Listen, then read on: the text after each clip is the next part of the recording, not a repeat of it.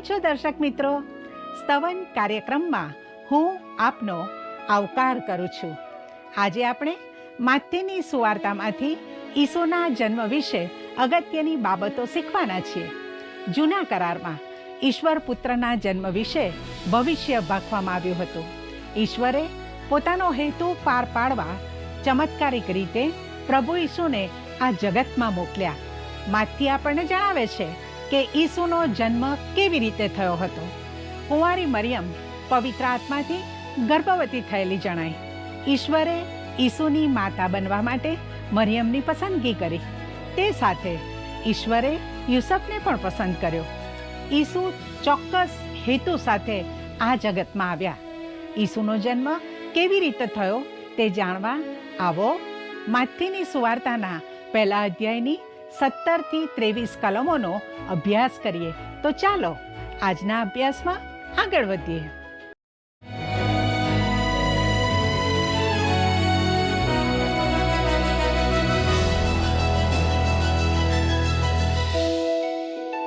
નમસ્કાર મિત્રો, આ દિવસોમાં આપણે બાઇબલના નવા કરારમાંથી માથીની સુવાર્તાનો અભ્યાસ કરી રહ્યા છીએ. નવા કરારમાં માથી અને લુક બંને સુવાર્તાઓ ઈસુ ખ્રિસ્તના કુંવારી મરિયમ દ્વારા જન્મની જાહેરાત કરે છે. મિત્રો, લુકની સુવાર્તા જેણે લખી તે લુક ગ્રીક ડૉક્ટર હતો. તેથી તે મરિયમના ગર્ભધારણ અને ઈસુના જન્મ વિશે વૈદ્યકીય બાબતો વિસ્તારથી જણાવે છે. યુસફ ઈસુના જૈવિક પિતા ન હતા, તો પણ આ તો એક નવી જ બાબત હતી. મિત્રો, યર્મિયા 31 અને 22 લખ્યું છે, હે હઠી જનારી દીકરી, તું ક્યાં સુધી અહીં તહીં રઝળતી ફરીશ? કેમ કે યહોવાએ પૃથ્વીમાં નવી વાત ઉત્પન્ન કરી છે, સ્ત્રી પુરુષને ઘેરી લેશે. મિત્રો, કોઈ અભ્યાસી કે ઉપદેશક એમ ન કહી શકે કે પવિત્ર શાસ્ત્ર બાઇબલમાં ખ્રિસ્તના કુંવારીથી જન્મનું શિક્ષણ નથી. ઇતિહાસ પણ કહે છે કે ઈસુ ખ્રિસ્ત કુંવારીથી જન્મેલા છે. ઈશ્વર કુદરતી નિયમોના રચનાર છે, તેથી તે પોતે તે કુદરતી નિયમોનો ઉપયોગ કરે અથવા પોતાનો હેતુ પાર પાડવા તેનો ઉપયોગ ન પણ કરે. પણ આપણી પાસે જે લખાણો છે તે જણાવે છે કે ઈસુ કુંવારી મરિયમથી જન્મ્યા હતા. વહાલા મિત્રો, 17મી કલમ આ વંશાવળીમાં આપણને તેની સમજ આપશે. માથી 1 અને 17મી કલમ આ પ્રમાણે જણાવે છે, માટે ઇબ્રાહીમથી દાઉદ સુધી બધી મળીને 14 પેઢી, અને દાઉદથી બાબિલના બંદીવાસ સુધી 14 પેઢી, અને બાબિલના બંદીવાસના કાળથી ખ્રિસ્તના વખત સુધી 14 પેઢી થઈ. લેખક માથી વંશાવળીને અલગ અલગ જૂથોમાં વહેંચીને જૂના કરારના ઇતિહાસનું આખું દ્રશ્ય આપે છે. એક તબક્કો ઇબ્રાહીમથી દાઉદ સુધી વિસ્તરે છે. બીજો તબક્કો દાઉદથી બાબિલના બંદીવાસ સુધી, અને ત્રીજો તબક્કો બાબિલના બંદીવાસથી ઈસુ ખ્રિસ્તના જન્મ સુધીનો છે. તેણે દેખીતી રીતે દરેક તબક્કામાં 14 પેઢી દર્શાવવા કેટલાક નામ બાકાત રાખ્યા છે. મિત્રો, આપણને પ્રશ્ન થાય કે તેણે એમ કેમ કર્યું? તો દેખીતી રીતે જે 14નો અંક છે તે આ વંશાવળીની ચોક્કસતા વિશે કેટલીક સાબિતી પૂરી પાડે છે. હવે જ્યારે માથીએ જણાવ્યું કે યુસફ ઈસુ ખ્રિસ્તના પિતા નથી, ત્યારે તે તેના વિશે આપણને ખુલાસો કરે છે. અગાઉ જૂના કરારમાં ઈશ્વરે યર્મિયા પ્રબોધક દ્વારા એક ભવિષ્યવાણી કરી હતી. યર્મિયા 31 અને 22 તે કહે છે કે હે હઠી જનારી દીકરી, તું ક્યાં સુધી અહીં તહીં રઝળતી ફરીશ? કેમ કે યહોવાએ પૃથ્વીમાં નવી વાત ઉત્પન્ન કરી છે, સ્ત્રી પુરુષને ઘેરી લેશે. વહાલા મિત્રો, અહીં તે ઇઝરાયેલ પ્રજા વિશે વાત કરે છે. પ્રિય મિત્ર, આ કોઈ કુદરતી જન્મની વાત નથી. આ તો અલૌકિક જન્મ હતો. પ્રભુ ઈસુનો કુંવારીથી જન્મ, આ નવી વાત જે ઈશ્વરે કરી છે અને તે યર્મિયાની ભવિષ્યવાણીની પૂર્ણતા છે. મિત્રો, માથી 1:18 લખ્યું છે, અને ઈસુ ખ્રિસ્તનો જન્મ આ પ્રમાણે થયો. એટલે તેની મા મરિયમનું વેવિશાળ યુસફ જોડે થયા પછી તેનો મિલાપ થયા અગાઉ પવિત્ર આત્માથી તે ગર્ભવતી થયેલી જણાય. વાલા મિત્રો, અહીં માથી આપણને જણાવે છે કે ઈસુનો જન્મ કેવી રીતે થયો હતો. તેમની માતા મરિયમનું વેવિશાળ યુસફ સાથે થયું હતું. એટલે તેઓ સગાઈથી જોડાયા હતા. તેઓને કોઈ શારીરિક સંબંધ ન હતો.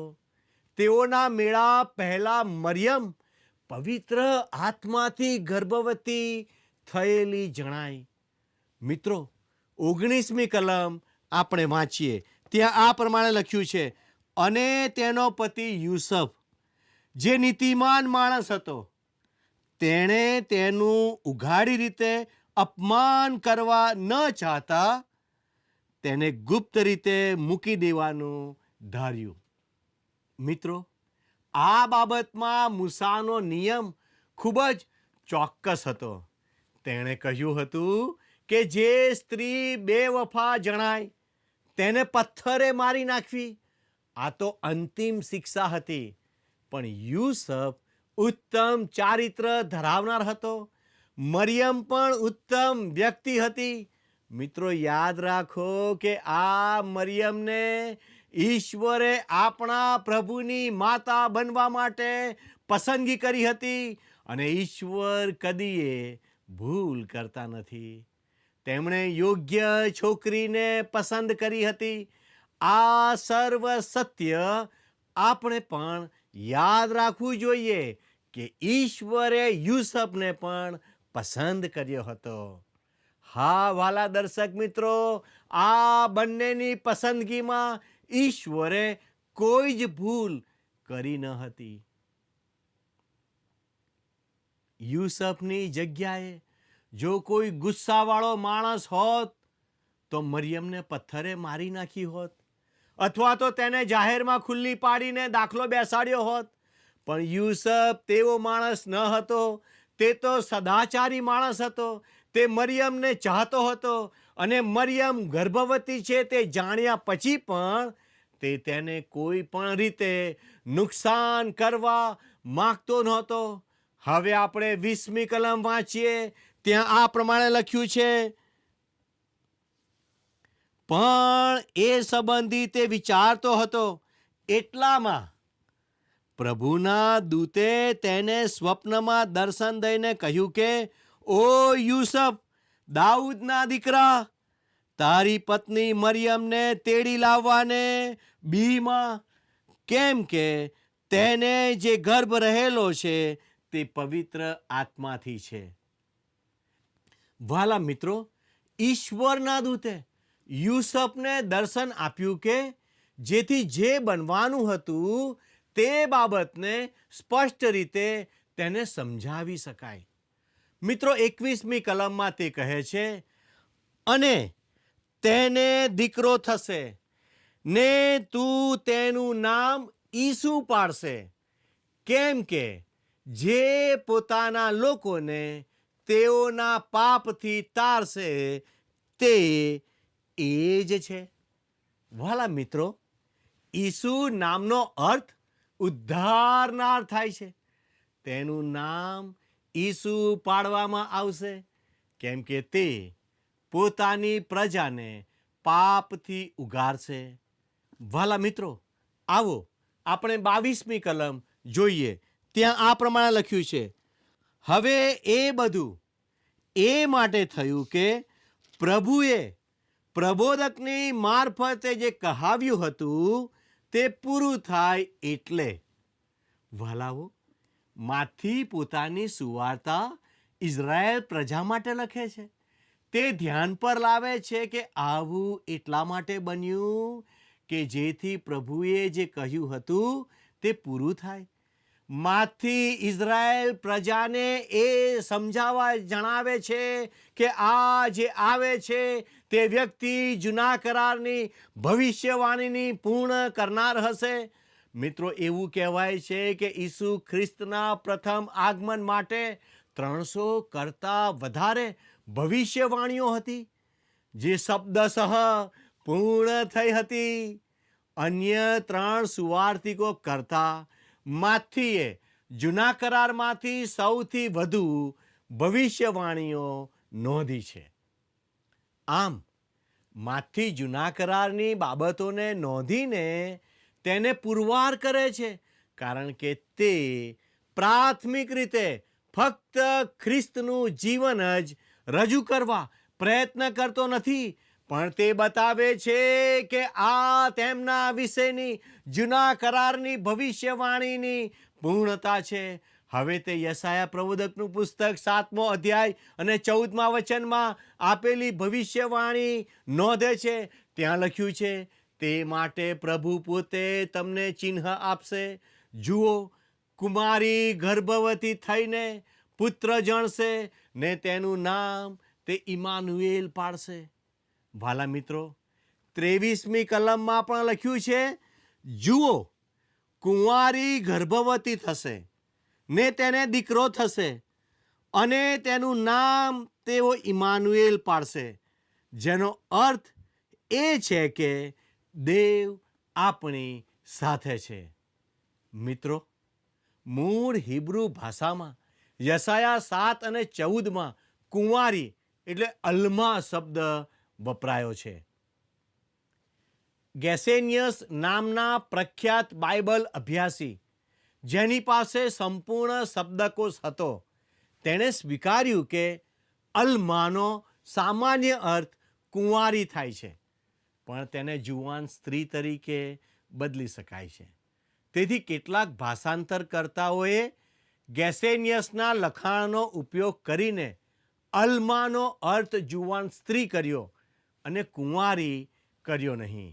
જો આપણે યશાયા પ્રબોધકના 7મા અધ્યાયમાં નોંધાયેલ બનાવનો અભ્યાસ કરીએ તો આ આહાજ રાજાના સમયની વાત છે. ઈશ્વરથી દૂર ગયેલા લોકોમાં તે પણ હતો અને તેને આપણે ખરાબ રાજાઓની યાદીમાં મૂકી શકીએ.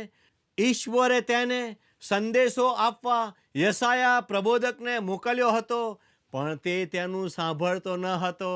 તેથી યશાયા 7:10-12માં આપણે વાંચીએ છીએ, પછી યહોવાએ આહાજને ફરીથી કહ્યું, તું તારા પોતાને માટે તારા દેવ યહોવાની પાસેથી ચિહ્ન માંગ, ચાહે તો ઊંડાણમાંથી અથવા ચાહે તો ઊંચાણમાંથી માંગ. ત્યારે આહાજે કહ્યું, હું માગીશ નહીં, વળી હું યહોવાની પરીક્ષા કરીશ નહીં. વાલા મિત્રો, ઈશ્વરે આહાજને સંદેશો આપવા યશાયા પ્રબોધકને મોકલ્યો હતો કે ઈશ્વર તેને વિજય આપશે. તેમ છતાં આહાજ ઈશ્વર પર વિશ્વાસ કરવાનો ન હતો. તેથી તેનો વિશ્વાસ જાગૃત કરવા યશાયા તેને કહે છે કે ઈશ્વર તેને એક ચિહ્ન આપવા માંગે છે. આહાજ પોતાની ઉચ્ચ ધાર્મિકતામાં કહે છે, અરે, હું ઈશ્વર પાસેથી ચિહ્ન માંગીશ નહીં. યશાયા તેને ઉત્તર આપે છે, તને ગમે કે ન ગમે, ઈશ્વર તને ચિહ્ન આપશે. આ ચિહ્ન ફક્ત તારા માટે નહીં હોય, પણ આખા દાઉદના વંશ માટે હશે. તે ચિહ્ન છે 14મી કલમમાં છે કે જુઓ, કુમારી ગર્ભવતી થઈને પુત્ર જણશે અને તેનું નામ તે ઇમાનુએલ પાડશે.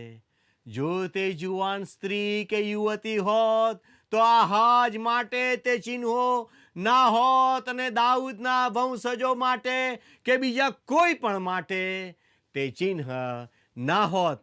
પણ જો કુંવારી ગર્ભ ધારણ કરે અને પુત્રને જન્મ આપે તો તે એક ચિહ્ન છે, અને આ જ અર્થ તે ધરાવે છે. વાલા મિત્રો, જ્યારે જૂના કરારમાં અલ્મા શબ્દ વપરાયો ત્યારે તેનો અર્થ કુંવારી છે. રિબકા ઈસાક સાથે પરણી તે પહેલાં તે અલ્મા એટલે કુંવારી કહેવાતી હતી. જે લોકો ઈસુના કુંવારીથી જન્મની બાબતને નકારે છે તેઓ જ્યારે ઈશ્વર પુત્રની હાજરીમાં આવશે ત્યારે તેઓની કેવી દશા થશે? તેઓને થશે કે અમે તેમનો કુંવારીથી જન્મનો નકાર કરેલો તે ક્યારે પાછું ખેંચી લઈએ. અલ્માનો અર્થ કુંવારી થાય છે. તેને સપ્તતિ એટલે જૂના કરારનો પ્રથમ ગ્રીક તર્જુમો પણ સાબિત કરે છે. આંતર કરારના સમયગાળા દરમિયાન 72 હિબ્રુ અભ્યાસીઓ એટલે 12 કુળોમાંથી દરેકના 6 પ્રતિનિધિઓએ મિસરના એલેક્ઝાન્ડ્રિયામાં એકઠા મળીને હિબ્રુ જૂના કરારમાંથી ગ્રીક ભાષામાં તર્જુમાનું કાર્ય કર્યું. જ્યારે તેઓએ યશાયા 7મા અધ્યાયમાં આ ચિહ્ન પર આવ્યા ત્યારે તે 72 માણસો સમજ્યા કે તેનો અર્થ કુંવારી થાય છે. તેથી તેઓએ ગ્રીકમાં તેનો તર્જુમો પાર્થેનોસ કર્યો. માથી પોતાની સુવાર્તામાં આ પાર્થેનોસ શબ્દ જ વાપરે છે. પ્રિય મિત્ર, પાર્થેનોસનો અર્થ જુવાન સ્ત્રી થતો નથી, પણ તેનો અર્થ કુંવારી થાય છે. દાખલા તરીકે એથેન્સમાંની કુંવારી દેવી હતી. તેના મંદિરને પાર્થેનોન કહેતા હતા કેમ કે પાર્થેનોસનો અર્થ કુંવારી થાય છે. સ્પષ્ટ છે કે ઈશ્વરનું વચન પવિત્ર શાસ્ત્ર જે અર્થ થાય છે તે ચોક્કસ કહે છે. અહીં લખ્યું છે, જુઓ, કુંવારી ગર્ભવતી થશે ને તેને દીકરો થશે અને તેનું નામ તેઓ ઇમાનુએલ પાડશે, જેનો અર્થ એ છે કે દેવ આપણી સાથે. કદાચ મિત્રો તમને પ્રશ્ન થાય કે શું ઈસુને ક્યારેય કદી ઇમાનુએલ કહેવામાં આવ્યા છે? ના, તેમને ઈસુ કહેવામાં આવ્યા છે કેમ કે તે જ તેમનું નામ હતું. તેમને ઈસુ નામ આપવામાં આવ્યું કેમ કે તે પોતાના લોકોને પાપથી બચાવશે. ખ્રિસ્ત એ તેમની પદવી હતી, પણ અહીં લખ્યું છે કે તેનું નામ તેઓ ઇમાનુએલ પાડશે, જેનો અર્થ એ છે કે દેવ આપણી સાથે. અને ઈસુનો અર્થ ઉદ્ધારનાર થાય છે. પ્રિય મિત્ર, અહીં આપણને ઈશ્વરના વચનમાંની એક સૌથી અદ્ભુત બાબત મળે છે. તેના તરફ જોઈએ. ઇમાનુએલ એટલે દેવ આપણી સાથે. જો તે કુંવારીથી જન્મ્યો ના હોય તો તે ઇમાનુએલ એટલે દેવ આપણી સાથે થઈ શકતો નથી. એટલે ફક્ત એક જ રીત હતી, અને જ્યાં સુધી તે ઇમાનુએલ નથી ત્યાં સુધી તે ઈસુ એટલે ઉદ્ધારનાર બની શકે નહીં. તેઓ તેને ઈસુ ઉદ્ધારનાર કહેશે. તેનું કારણ એ કે તે એટલે ઈશ્વર આપણી સાથે છે. ઈસુ જે આ પૃથ્વી પર આવ્યા તેના વિશેની આ હકીકત પવિત્ર પુસ્તક બાઇબલમાંની સૌથી અદ્ભુત બાબતોમાંની એક છે. હિબ્રુ 2:9 જણાવે છે, પણ ઈસુ જેને દેવની કૃપાથી સર્વ માણસોને સારું મરણ પામવાના અર્થે દૂતો કરતા થોડી વાર સુધી ઉતરતો કરવામાં આવ્યો અને પછી મરણ સહેવાને લીધે જેના પર ગૌરવ તથા માનનો મુંગટ મૂકવામાં આવ્યો તેને જોઈએ છીએ. પ્રિય મિત્રો, ઈસુએ ઈશ્વરને માટે યોગ્ય અને માન્ય બલિદાન બનવાનું હતું. હું જગતના પાપ માટે મૃત્યુ પામી શકું નહીં. મારા પોતાના પાપો માટે પણ હું મૃત્યુ પામી શકું નહીં, પણ ઈસુ ખ્રિસ્ત કરી શકે છે. ઈસુ કેવી રીતે ઉદ્ધારનાર બને? કેમ કે તે ઇમાનુએલ એટલે દેવ આપણી સાથે છે. તે કેવી રીતે આપણી સાથે છે? તો તે કુંવારીથી જન્મ્યા છે. જો તે ઇમાનુએલ એટલે ઈશ્વર આપણી સાથે ન હોય ત્યાં સુધી તેમને ઈસુ કહી શકતા નથી. વિશ્વના ઉદ્ધારનાર બનવા માટે તે ઇમાનુએલ હોવા જોઈએ. મિત્રો, શું કોઈ વિશ્વાસી ઈસુના કુંવારીથી જન્મને નકારી શકે? હું માનું છું કે ઈસુ ખ્રિસ્ત વિશે વધુ જાણ્યા વગર તેમને તમારા ઉદ્ધારનાર તરીકે સ્વીકારવા તે શક્ય છે. આ બાબત પવિત્ર શાસ્ત્ર બાઇબલમાં નોંધેલી છે. તે તમે કદાચ જાણતા નહીં હોય, પણ ઈશ્વરના બાળક બન્યા પછી તમે પ્રભુ ઈસુ ખ્રિસ્તનો કુંવારીથી જન્મને કદી નકારશો નહીં. મારે એવો ઉદ્ધારનાર જોઈએ જે અહીં આવીને મને બચાવે. જો તે મારા જેવો જ બીજો માણસ હોય તો તે મને કોઈ રીતે સહાય કરી શકશે નહીં. પણ જો તે ઇમાનુએલ છે અને કુંવારીથી જન્મ્યા છે તો તે મારા ઉદ્ધારનાર છે. તે તમારા પણ ઉદ્ધારનાર છે. તે કુંવારીથી જન્મ પામીને માનવ બન્યા અને વધસ્તંભ પર મૃત્યુ પામીને જગતના સર્વ લોકોના ઉદ્ધારક બન્યા. પ્રિય મિત્રો, આજે તમે વિચાર કરશો કે શું ઈસુ ખ્રિસ્ત ખરેખર તમારા ઉદ્ધારક છે? શું તમારા જીવનમાં ઈશ્વરની હાજરીનો અનુભવ તમે કરો છો? જો મિત્રો આવો અનુભવ કરો છો તો આજે જ તમારો ફોન લો અને અમારા પ્રતિનિધિ સાથે જે સ્ક્રીન પર ફોન નંબર દર્શાવવામાં આવે છે તેના પર ફોન કરો. આવો આપણે પ્રાર્થના કરીએ. વાલા પ્રભુજી, અમે તમારો આભાર માનીએ છીએ કારણ કે તમે પ્રભુ ઈસુ ખ્રિસ્તના રૂપમાં અમારી મધ્યમાં આવ્યા. પ્રભુ, તમને ઉદ્ધારનાર તરીકે સ્વીકારવાને માટે મને, મારા કુટુંબને, મારા પરિવારને, મારા લોકને તમે મદદ કરો. પ્રભુ, જો કોઈએ આજે એવો નિર્ણય કર્યો છે તો અમારી પ્રાર્થના છે તમે આજે તેઓને તમારા આશીર્વાદથી ભરપૂર કરો. અમારી આ પ્રાર્થના ઈસુના નામમાં માગીએ છીએ. આમેન. વાલા દર્શક મિત્રો, હું આપના ફોનની રાહ જોઈ રહ્યો છું. ઈશ્વર આજનો આશીર્વાદ આપ સર્વને આપો, એ જ પ્રાર્થના સાથે હું આપની વિદાય લઉં છું. આમેન.